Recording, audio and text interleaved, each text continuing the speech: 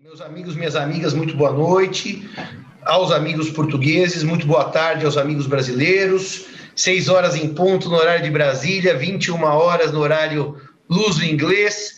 É uma alegria dar prosseguimento ao nosso terceiro dia da nossa jornada civilística, sempre com aquela nota de agradecimento especialíssimo ao idealizador dessa jornada, o professor Fernando Araújo, que nos acolhe há muitos anos. Doutor Sertório, agora aqui presente, eu posso dizer, desde 2011, que me lembro do primeiro evento da SMAP ainda, na Faculdade de Direito da Universidade de Lisboa. Então, muito obrigado, professor Araújo, pela sua ideia. Muito obrigado aos participantes.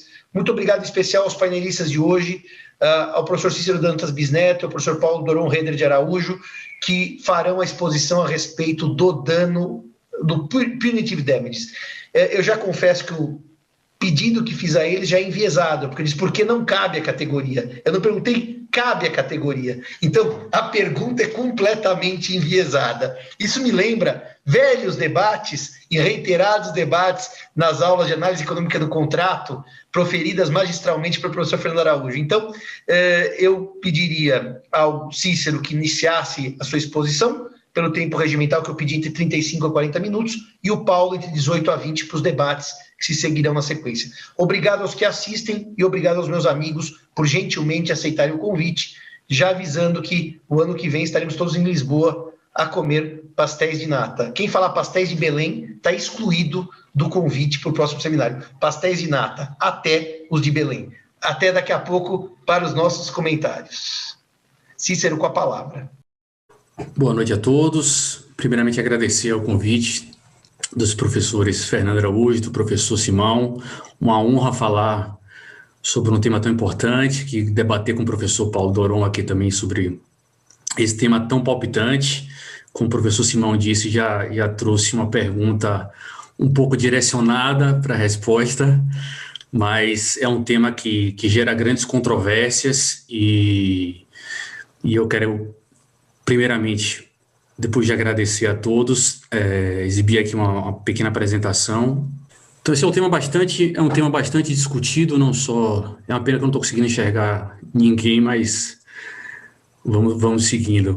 É um tema bastante controvertido, tanto na doutrina brasileira quanto na doutrina estrangeira, e, a meu ver, se trata de mais um caso de importação de um instituto jurídico pelo direito brasileiro, sem a devida análise de suas peculiaridades pelo direito em relação ao direito nacional, principalmente o direito norte-americano, o direito inglês, de onde a figura foi trazida.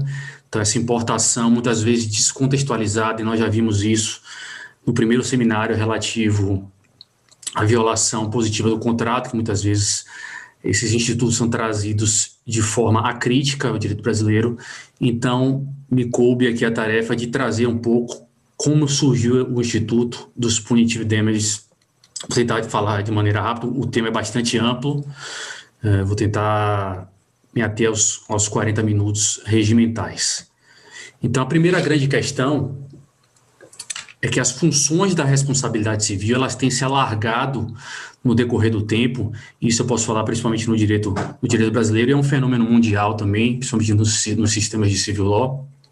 O aumento progressivo do potencial lesivo da sociedade, das condutas humanas da sociedade, e a tentativa, o afã de proteção, nobre até, da vítima, tem conduzido à utilização de diversas demandas ressarcitórias, e a hipertrofia tem levado à hipertrofia das funções da responsabilidade civil. Então, há um alargamento desmesurado da responsabilidade civil, tanto no direito brasileiro como em diversos ordenamentos jurídicos, e eu trago aqui diversos exemplos de funções que são trazidas pela doutrina. A função preventiva, diversos autores trazem a função preventiva como uma das funções princípios da responsabilidade civil. A reivindicação de direitos primários das vítimas, por exemplo, a demarcatória, a admoestatória, expressiva, a função de minimização de custos sociais, função reconciliatória, a função promocional. Então, tem se desviado o foco primordial da responsabilidade civil, que tem por escopo reparar o dano sofrido pela vítima, a lesão sofrida pela vítima. Tem se ampliado esse escopo de atuação da responsabilidade civil para, de uma forma quase robinhoodiana, resolver todas as querelas e todas as mazelas sociais, a meu ver, de maneira completamente equivocada. Então, a responsabilidade civil passa de seu desiderato reparatório para se centrar na administração de riscos sociais e na punição, principalmente, do infrator. Então, o caráter reparatório, ele assume uma função meramente secundária, muitas vezes, na responsabilidade civil, principalmente na responsabilidade civil no direito brasileiro. Bom, uma primeira questão que eu coloco é em relação à nomenclatura. Muitas vezes é utilizada de forma equivocada. Os punitive damages, normalmente, às vezes, são tratados como danos punitivos, e eu trago aqui as expressões do Black Law Dictionary, trazendo as expressões, as conceituações do damage e damages no sentido de quando ele for adjetivo ou quando ele for nome. Então não se pode falar em danos punitivos. Essa expressão é utilizada com frequência na doutrina brasileira e mesmo na doutrina estrangeira.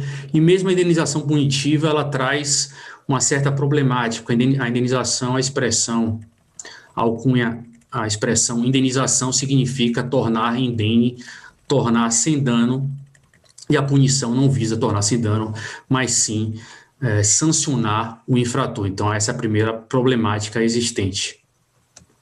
Vamos passando.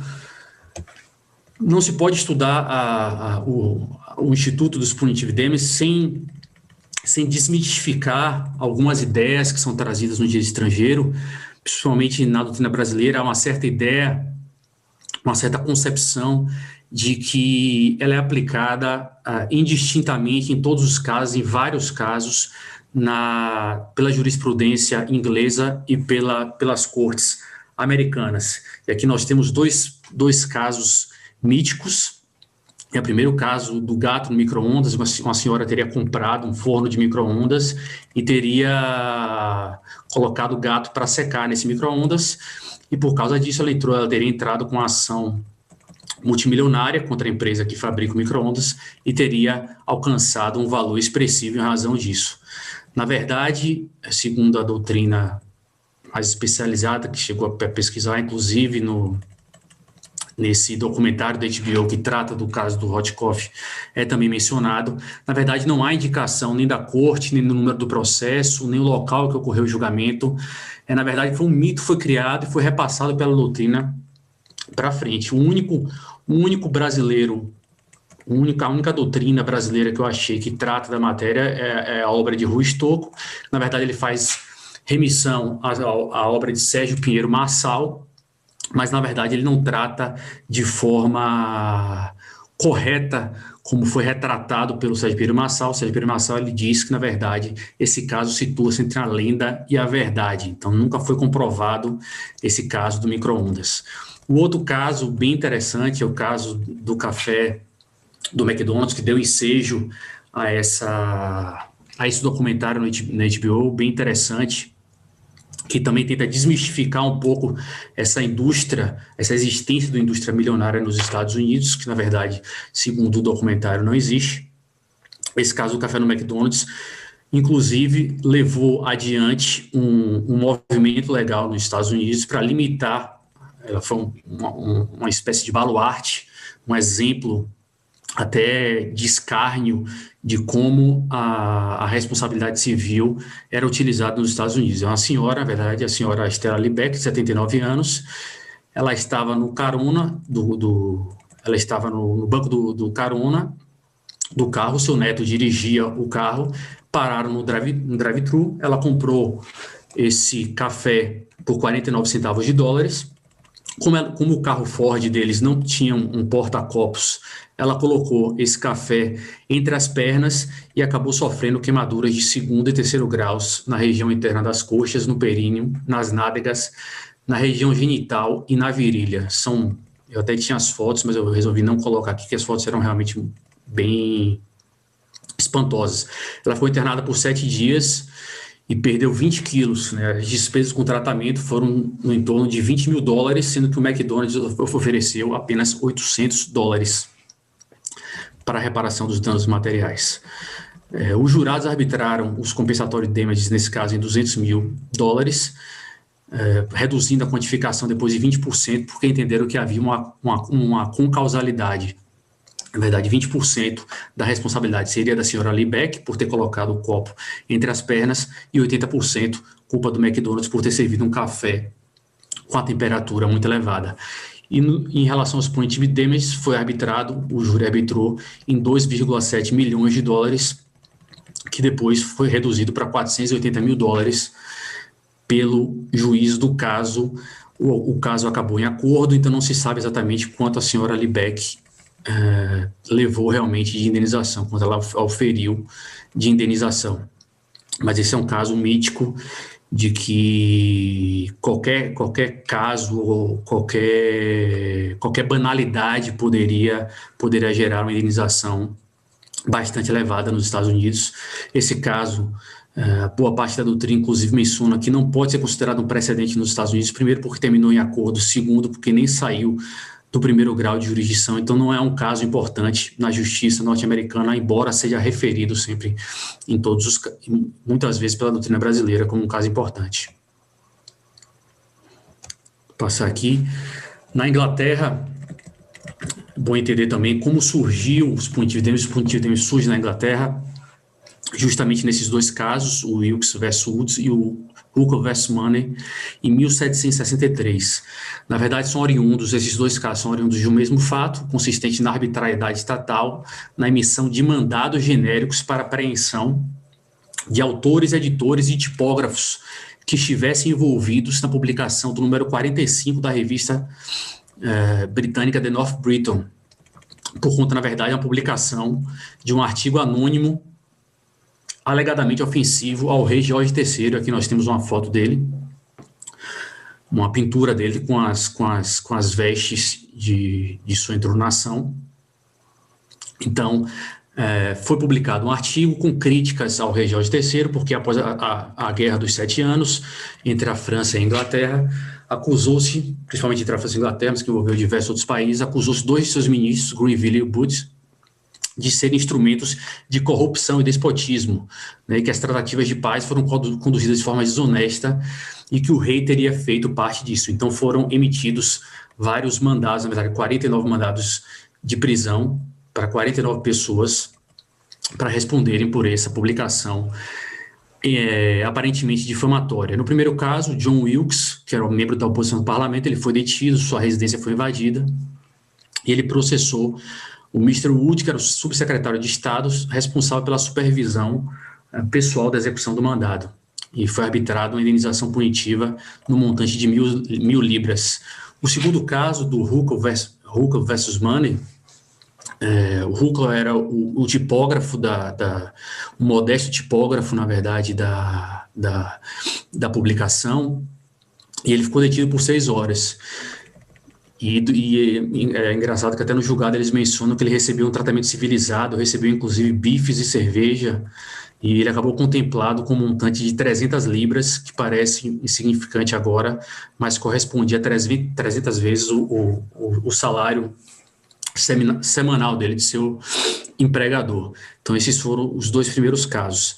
Mas até 1964 não há uma delimitação do tema, né? A partir do caso Hooks versus Barnard, em 1964, é que são trazidas pelo Lord Devlin diversas limitações, restrições à aplicação do punitive damages na Inglaterra. Vê-se, portanto, que não é em qualquer caso, em qualquer hipótese que os punitive damages são aplicados na Inglaterra. Ele limitou aos 3 casos: os atos opressivos, arbitrários e inconstitucionais praticados por funcionários do governo, condutas de que o réu tenha calculado que o lucro obtido com o ilícito excederia a indenização, e aqui basta a intenção de lucro, não o lucro, a obtenção do lucro em si mesmo, e os casos expressos previstos em lei. Assentou-se ainda que a legitimidade seria apenas do ofendido, então tentou-se não desvincular o punitive damages do ofendido, de outras pessoas, sucessores, por exemplo. Entendeu-se que deveria aplicar-se um critério de moderação e também um critério de capacidade econômica das partes. Outro critério bastante importante que se aplica na Inglaterra é o teste do if but only if, ou seja, apenas se os compensatory damages não forem suficientes a compensação do dano e a punição do infrator, são aplicados os punitive damages. Então, há um caráter subsidiário da aplicação dos punitive damages na Inglaterra. Passando em seguida, em 1993, caso EB vs Southwest Water Service, na verdade, essa empresa de distribuição de água, ela foi responsável pela introdução na tubulação elétrica hídrica de cerca de 20 toneladas de sulfato de alumínio. Então, 182 consumidores locais ingressaram com a ação, processaram a companhia e a corte inglesa entendeu, na verdade, por congelar as hipóteses de punitive damages, aquelas consolidadas em precedentes anteriores a 1964. Então, houve uma restrição bastante severa dos punitive damages nesse precedente de 1993. Eu trouxe alguns, o chamado Cause of Action Test. Ele foi depois superado, no caso Kudus, em 2001, por entender que ele não se enquadrava, que ele restringia demasiadamente o escopo dos punitive damages. Mas em 2007 esse parecer é bastante importante, acolheu-se essa supressão do Cause of Action Test, ou seja, não precisa haver um precedente anterior a 1964, mas esse parecer publicado e produzido pelo governo inglês, ele traz expressamente que não deve haver outras aberturas para condenações punitivas, porque o objetivo da legislação civil seria o de justamente apenas de reparar os danos. Então, a finalidade da responsabilidade civil, segundo o governo inglês, segundo esse parecer, seria meramente reparatória e que caberia ao direito penal a função de cumprir um escopo punitivo. Então, na Inglaterra, expressamente se afirma que, na verdade, cabe à responsabilidade civil reparar os danos e a aplicação dos punitive damages é bastante limitada. Nos Estados Unidos, por sua vez, não há tantos julgados restringindo a aplicação, trazendo uma uniformidade de aplicação de precedentes como há na Inglaterra. Na verdade, o que existem são casos esparsos que não representam, que não trazem critérios muito objetivos de aplicação. Por isso diz que talvez nos Estados Unidos o movimento dos punitive damages seja mais descontrolado do que na Inglaterra. Mas muitos autores, e aqui eu trago algumas estatísticas, de que a aplicação dos punitive damages, na verdade, ela é bastante baixa. Então, fala-se aqui que os critérios utilizados pela doutrina são variados, né, eles não conseguem chegar a um consenso na forma de medir essa aplicação da indenização punitiva nos Estados Unidos, mas eles variam de 4% a 9%, 2% a 7% dos casos, 3,5% dos casos julgados pelo júri, 4% a 4,5% dos casos, e chegou-se a uma média de $64 mil de indenização punitiva. Então, em apenas 13% das condenações, não é algo tão insignificante, mas em 13% das condenações atingiu-se o patamar de mais de $1 milhão. Apesar dessa aparente dessa baixa aplicação dos punitive damages nos Estados Unidos, houve um movimento, o Tort Movement Reform, nas décadas de 80 e 90, encabeçados principalmente pela juíza da Suprema Corte, que trago aqui a foto, Sandra Day O'Connor, que foi nomeada por Ronald Reagan na década de 80, ela encabeçou um movimento muito forte de restrição dos punitive damages nos Estados Unidos, afirmando que haveria um descontrole total por parte das cortes americanas. Então, passou-se, por exemplo, a estipular várias legislações dos estados e os tribunais, tetos para os valores arbitrados, os caps, e uma proporção estabelecida entre os compensatory damages e os punitive damages. Em 1995, inclusive, no Congresso americano, foi votado e aprovado um projeto de lei que limitou o montante de indenização a $250 mil, ou o triplo do valor recebido a título de danos compensatórios, mas essa legislação acabou vetada pelo presidente Bill Clinton. Eu trago só alguns dados estatísticos aqui nos Estados Unidos. Na primeira tabela, aqui, normalmente o valor é destinado, diferentemente do que ocorre no Brasil, o valor é destinado boa parte para o Estado. Então, aqui estão 50%, 75%, 50% do valor líquido. Uma parte é destinada para o Estado e a outra parte é destinada para a vítima. Aqui nós temos os tetos e os múltiplos que são aplicados em vários estados. Eu trouxe alguns de forma exemplificativa: Alasca, Kansas, Colorado e Montana. E a admissibilidade dos punitive damages, que é largamente aplicado em vários estados americanos. Apenas 6 estados, que é o Nebraska, New Hampshire, Louisiana, que tem o civil law, Massachusetts, Washington e Michigan, não aplicam os punitive damages nos Estados Unidos. Os casos mais emblemáticos: o primeiro caso nos Estados Unidos, ele surge 20 anos após o primeiro caso na Inglaterra, o caso Guiney vs. Norris. É um caso em que o médico foi condenado por inserir durante um duelo, de forma sorrateira, uma grande dose de droga sedativa na bebida do autor, e por isso ele venceu o duelo. E a Suprema Corte da Carolina do Sul, nos Estados Unidos, entendeu que nesse caso caberia a indenização punitiva. Esse é considerado o primeiro caso nos Estados Unidos. O segundo caso que eu trago aqui, o Gertz vs. Welch, que na verdade limitou-se também à aplicação. Eu trago sempre exemplos de que há sempre limitações, de certo modo, extensivas à aplicação do punitive damage, tirando um pouco a ideia, fugindo um pouco da ideia de que, tanto na jurisprudência americana quanto na jurisprudência inglesa, eles são indistintamente aplicados. Então, nesse caso, Gertz vs. Welch, entendeu-se que no caso de difamação só caberia punitive damage no caso de dolo. Mas, normalmente, a aplicação nos Estados Unidos, e assim também como nós vimos na Inglaterra, em caso de dolo ou culpa grave. Lógico que são figuras diferentes que são aplicadas nos Estados Unidos, não cabe aqui, não há nem espaço para tentar discorrer sobre essas figuras, mas são figuras que se assemelham ao dolo ou à culpa grave. Um caso muito importante, que não pode deixar de ser mencionado, foi o BMW vs. Gore, em que o médico comprou uma BMW revendida por um revendedor autorizado no estado de Alabama, e depois de 9 meses dirigindo o carro, ele percebeu, levando o carro para realizar um polimento, ele percebeu que o veículo havia sido repintado. Nesse caso, descobriu-se depois que a BMW, ela tinha um procedimento que, se houvesse algum dano, se fosse danificado o carro durante a produção ou durante o transporte, durante a fabricação, e esse custo excedesse a 3% do valor da venda, o carro seria colocado a serviço da companhia por um determinado período e posteriormente vendido como usado. Se a reparação custasse menos de 3%, o automóvel era vendido como novo, sem aviso dos reparos. Então, o júri condenou a BMW a pagar R$4 mil a título de danos materiais, que seria o valor da pintura, mais $4 milhões a título de punitive damage. Como foi que se chegou a esse valor? Na verdade, esse valor,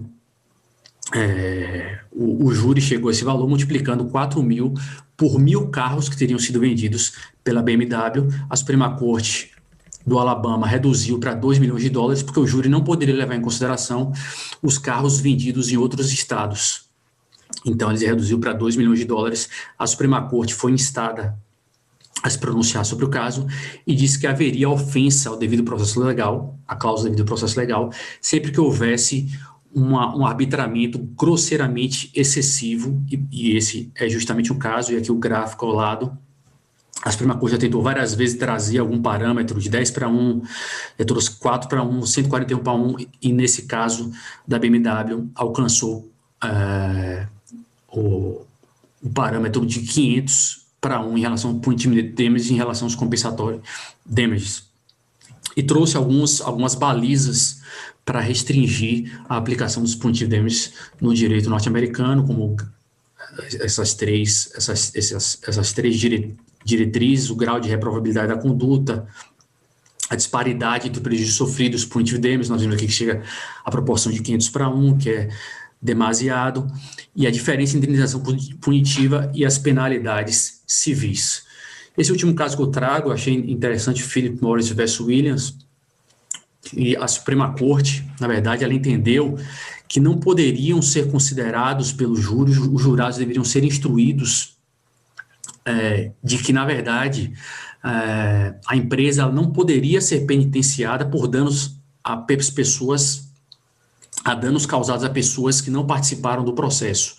Então, não se poderiam considerar danos causados a terceiros, somente a pessoas que participaram daquela determinada demanda.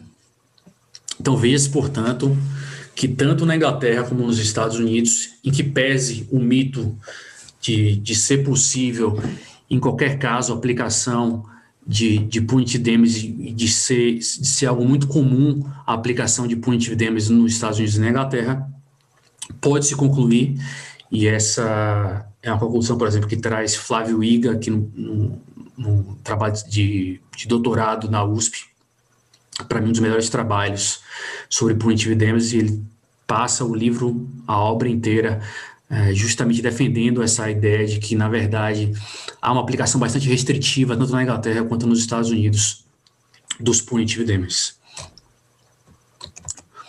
Nos sistemas de civil law, há uma rígida separação, isso começa desde o Código Prussiano, ele é assentado, na verdade, no Código Prussiano, Código Civil, e depois no Código Francês, separação rígida entre esfera civil e penal, e a Corte Francesa sempre se baseou nesse postulado da reparação integral. Então, a reparação de todo o dano, mas nada além do dano. Então, na França, nunca houve essa possibilidade de aplicação, não é algo histórico, essa aplicação do punitive damages em solo francês. Mas a partir do trabalho de Boris Stark e agora recentemente o trabalho de Suzanne Carvalho, há esse ressurgimento dessa discussão no direito francês com muita força da possibilidade de aplicação de indenização punitiva no direito positivo francês. A primeira tentativa de inclusão ela foi rechaçada, o rapport Catalá, em 2005, no artigo 1371, tem caráter meramente histórico, porque ela não será mais, não foi aprovada, mas o projeto de 2017 de reforma da parte de responsabilidade civil, ela traz no seu artigo 1261, dígito 1, essa possibilidade de condutas lesivas deliberadamente praticadas com fito lucrativo serem sancionadas com indenização punitiva. Então, não seria suficiente apenas essa intenção de auferir determinado lucro com a conduta, não sendo necessário o efetivo ganho ou a economia efetiva por parte do ofensor. Esse valor, segundo esse projeto, ele não seria destinado à vítima, ele seria destinado, na verdade, a fundos com objetivos ligados à natureza do dano e, na falta desses fundos, ao Tesouro. Alguns critérios foram propostos nessa proposta de lei: a proporcionalidade e a gravidade da culpa, a capacidade econômica do ofensor, o montante dos lucros obtidos pela prática do ilícito. Estabeleceu-se também, assim como no direito norte-americano, como nós vimos com os caps, um teto máximo de 10 vezes do montante do lucro obtido, e a exclusividade do requerimento por parte da vítima ou do Ministério Público. Então, há uma restrição também em relação à legitimidade para ingressar com a demanda pedindo punitive damages. Então, há também, nessa tentativa de aplicação no direito francês, vários critérios bem limitativos da aplicação do punitive damages. Na Alemanha e Portugal, vou tratar rapidamente aqui em razão do tempo. Na Alemanha, a partir de uma decisão de 1955, em que uma das vítimas no processo possuía um vultoso patrimônio, o grande senado do BGH passou a entender que o Instituto do Schmerzensgeld, na verdade, ele teria uma dúplice função, não apenas de compensação, mas de satisfação. sobre o Genugtuung. Na verdade, essa ideia de satisfação que foi importada do direito suíço, ela é um significado sem muita expressão, ela permanece obscura até hoje na doutrina alemã.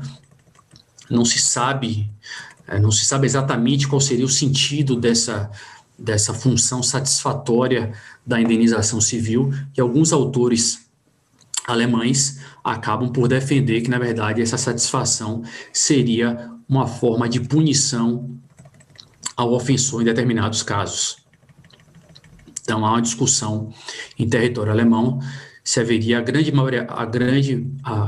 a maior parte da doutrina entende que não é possível a indenização punitiva, mas outra parte da doutrina entende que nessa satisfação, nessa função satisfativa, estaria implicitamente abrangida a função punitiva.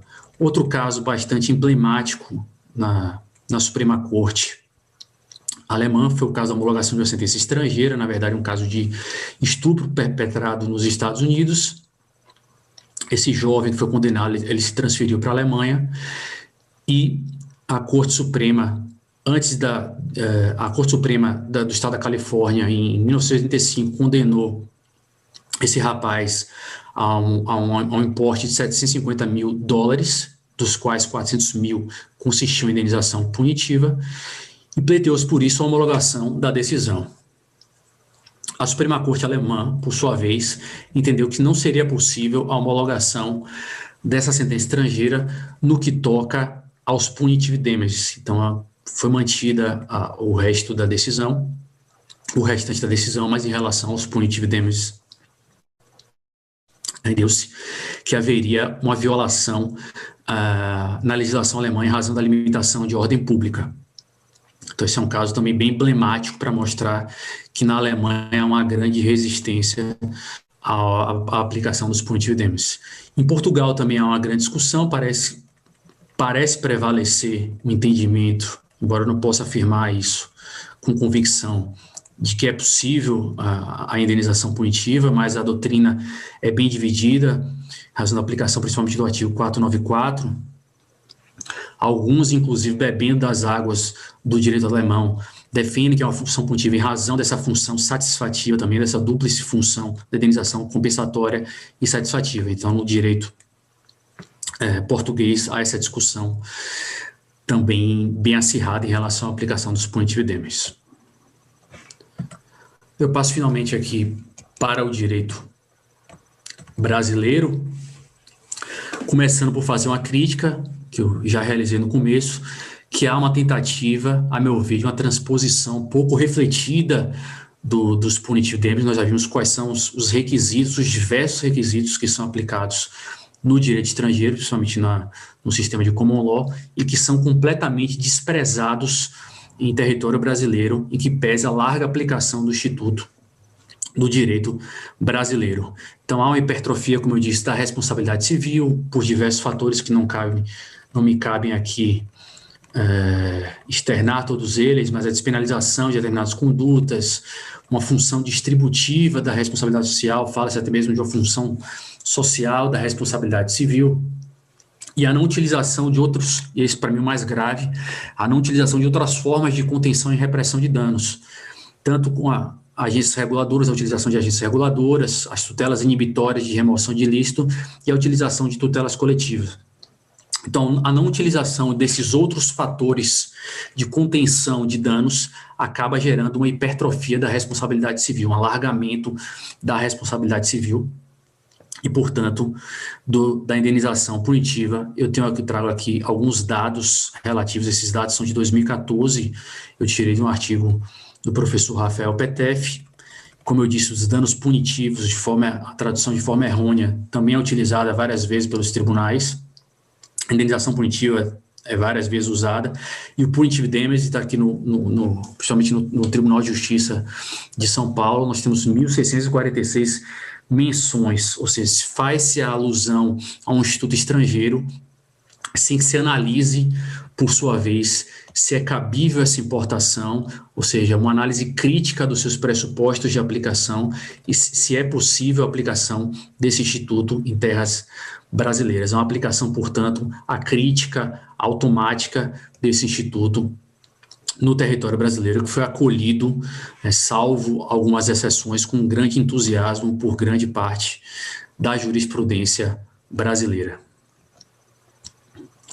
Bom, algumas críticas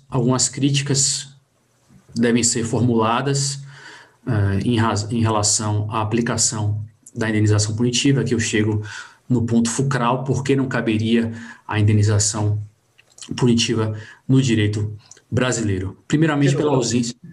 Sem querer ser chato, mas o moderador sempre é o chato. Sim. São mais 5 minutos, tá? Certo.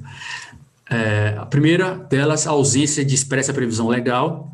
A ausência de previsão legal, alteração do artigo 16, já se tentou alteração do artigo 16 do Código de Defesa do Consumidor e inclusão do artigo 944 no Código Civil, sem sucesso. Portanto, não há previsão no direito brasileiro de qualquer tipo de penalização por uma ofensa praticada. Então, pelo adágio nulla pena sine lege, não há como se aplicar a indenização punitiva no direito brasileiro. Alguns chegam a defender que, na verdade, esse adágio seria aplicado somente no direito penal e que também a dignidade da pessoa humana acabaria por fundamentar uma resposta aos ataques perpetrados aos direitos da personalidade. Essas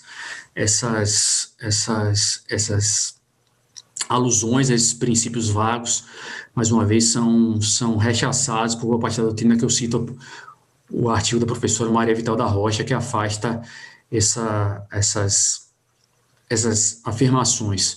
O enriquecimento sem causa, para mim, é um argumento fraco. Na verdade, não há sim uma causa, então esse não é um argumento.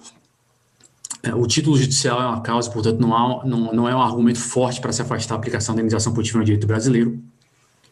Há essa ausência de discriminação do montante punitivo, ou seja, há um desrespeito contraditório pela defesa. Não se sabe o que é indenização punitiva. Quando o juiz arbitra na sentença, não se sabe o que é indenização punitiva, não se sabe o que é indenização.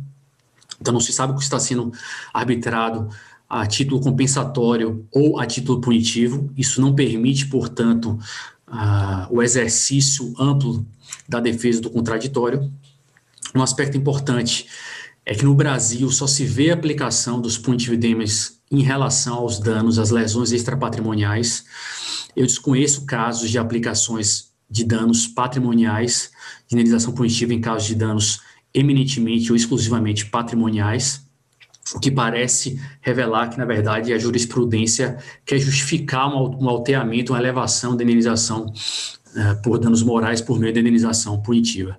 Não se exige também no Brasil aplicação de dolo ou culpa grave, se aplica à torta e à direita em casos de responsabilidade objetiva, o que foge, portanto, das origens do Instituto.